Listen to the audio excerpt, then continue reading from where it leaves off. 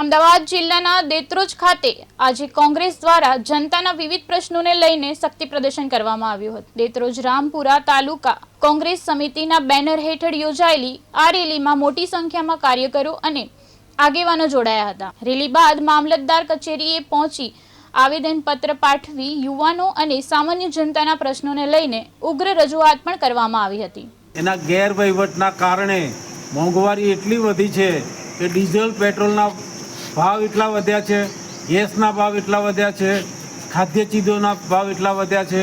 સાથે સાથે paper leak તમે જોયું હશે કે ઘણા ટાઈમથી વારંવાર પેપર લીક થવાથી, પરીક્ષાઓ મોકૂફ રહેવાથી વિદ્યાર્થીઓ જે તૈયારી કરી હોય છે એ બિચારા વિદ્યાર્થીઓને વારંવાર પરીક્ષા આપવાના કારણે એમની બેરોજગારી દૂર થતી નથી।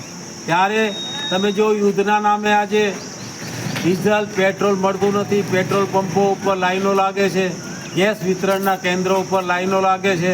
આજે તમે જોયું કે નોટબંધીમાં લાઈનો લગાવી કે ભારતીય જનતા પાર્ટીના શાસનમાં એના ગેરવહીવટના કારણે મોંઘવારી એટલી વધી છે કે ડીઝલ પેટ્રોલના ભાવ એટલા વધ્યા